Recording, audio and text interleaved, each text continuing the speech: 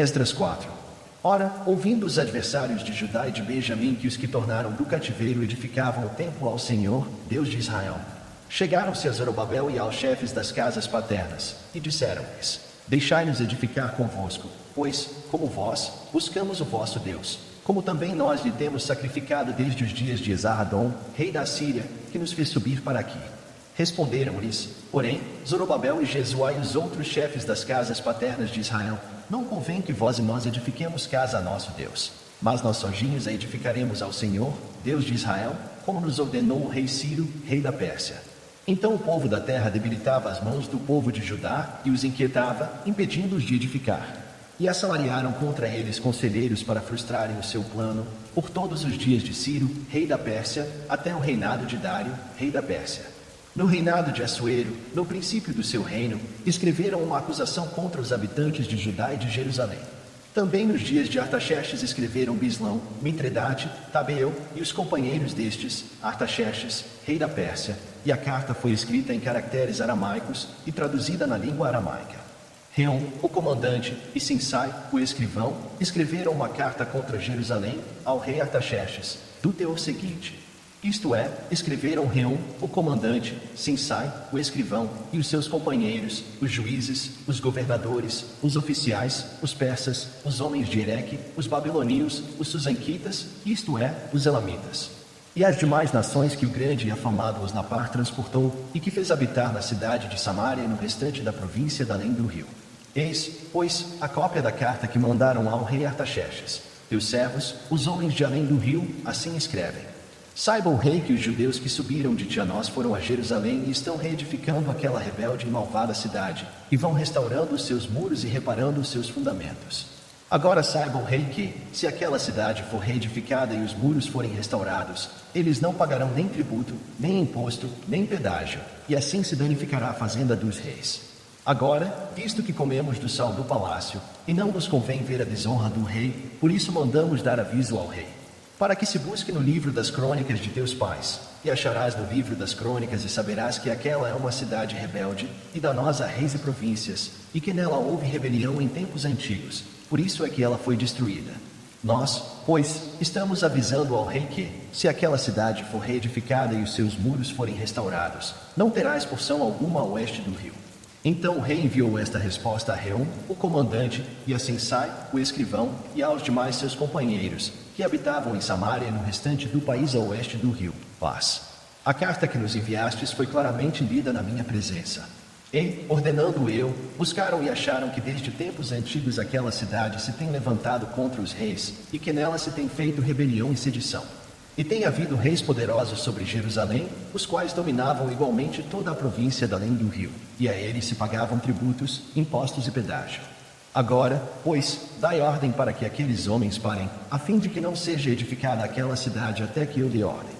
E guardai-vos de serdes remissos nisto, não suceda que o dano cresça em prejuízo dos reis. Então, logo que a cópia da carta do rei Artaxerxes foi lida perante Reum e Sinsai, o escrivão, e seus companheiros, foram eles apressadamente a Jerusalém, aos judeus, e os impediram à força e com violência. Então cessou a obra da casa de Deus, que estava em Jerusalém, ficando interrompida até o 2º ano do reinado de Dário, rei da Pérsia.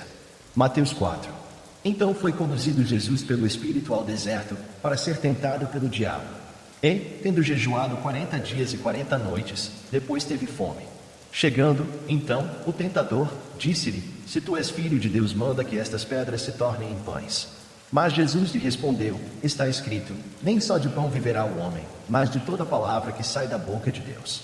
Então o diabo o levou à cidade santa, colocou-o sobre o pináculo do templo, e disse-lhe: Se tu és filho de Deus, lança-te daqui abaixo, porque está escrito: Aos seus anjos dará ordens a teu respeito, e eles te susterão nas mãos, para que nunca tropeces em alguma pedra.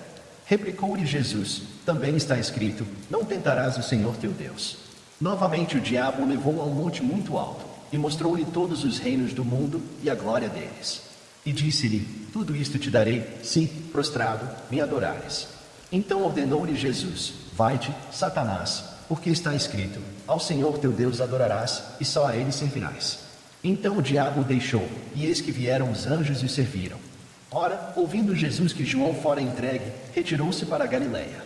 E, deixando Nazaré, foi habitar em Cafarnaum, cidade marítima, nos confins de Zabulon e Naftali, para que se cumprisse o que fora dito pelo profeta Isaías. A terra de Zabulon e a terra de Naftali, o caminho do mar, além do Jordão, a Galileia dos gentios. O povo que estava sentado em trevas viu uma grande luz. Sim, aos que estavam sentados na região da sombra da morte, a estes a luz raiou. Desde então começou Jesus a pregar e a dizer: arrependei-vos, porque é chegado o reino dos céus. E Jesus, andando ao longo do mar da Galileia, viu dois irmãos, Simão, chamado Pedro, e seu irmão André, os quais lançavam a rede ao mar, porque eram pescadores. Disse-lhes: vinde após mim, e eu vos farei pescadores de homens. Eles, pois, deixando imediatamente as redes, o seguiram. E, passando mais adiante, viu outros dois irmãos, Tiago, filho de Zebedeu, e seu irmão João, no barco com seu pai Zebedeu, consertando as redes, e o chamou. Estes, deixando imediatamente o barco e seu pai, seguiram-no. E percorria Jesus toda a Galileia, ensinando nas sinagogas, pregando o evangelho do reino, e curando todas as doenças e enfermidades entre o povo. Assim a sua fama correu por toda a Síria, e trouxeram-lhe todos os que padeciam, acometidos de várias doenças e tormentos, os endemoninhados, os lunáticos e os paralíticos, e ele os curou. De sorte que o seguiam grandes multidões da Galileia, de Decápolis, de Jerusalém, da Judeia e da além do Jordão. Gênesis 4. Conheceu Adão a Eva, sua mulher, ela concebeu e, tendo dado à luz a Caim, disse: alcancei do Senhor um varão. Tornou a dar à luz a um filho a seu irmão Abel. Abel foi pastor de ovelhas, e Caim foi lavrador da terra. Ao cabo de dias trouxe Caim do fruto da terra uma oferta ao Senhor. Abel também trouxe dos primogênitos das suas ovelhas e da sua gordura. Ora, atentou o Senhor para Abel e para a sua oferta, mas para Caim e para a sua oferta não atentou. Pelo que irou-se Caim fortemente e descaiu-lhe o semblante. Então o Senhor perguntou a Caim: por que tiraste? E por que está descaído o teu semblante?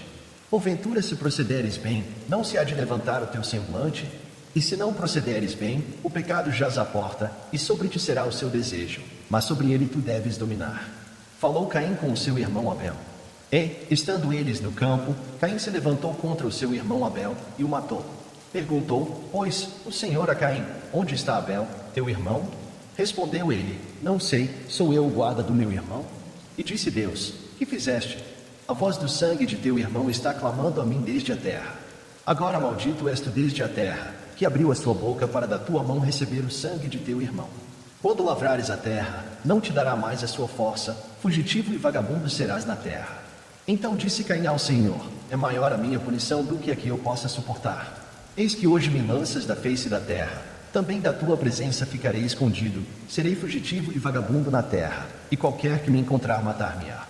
O Senhor, porém, lhe disse: portanto, quem matar a Caim, 7 vezes sobre ele cairá a vingança. E pôs o Senhor um sinal em Caim, para que não o ferisse quem quer que o encontrasse. Então saiu Caim da presença do Senhor, e habitou na terra de Nod, ao oriente do Éden. Conheceu Caim a sua mulher, a qual concebeu, e deu à luz a Enoque. Caim edificou uma cidade, e lhe deu o nome do filho, Enoque.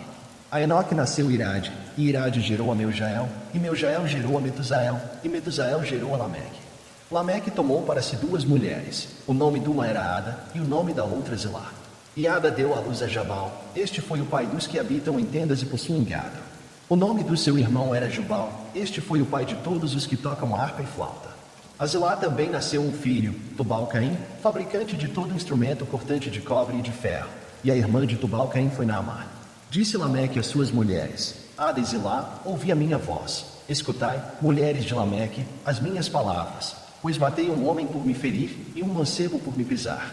Se Caim há de ser vingado 7 vezes, com certeza Lameque o será 77 vezes. Tornou Adão a conhecer sua mulher, e ela deu à luz um filho, a quem pôs o nome de Sete, porque, disse ela, Deus me deu outro filho em lugar de Abel, porquanto Caim o matou. A Sete também nasceu um filho, a quem pôs o nome de Enos. Foi nesse tempo que os homens começaram a invocar o nome do Senhor.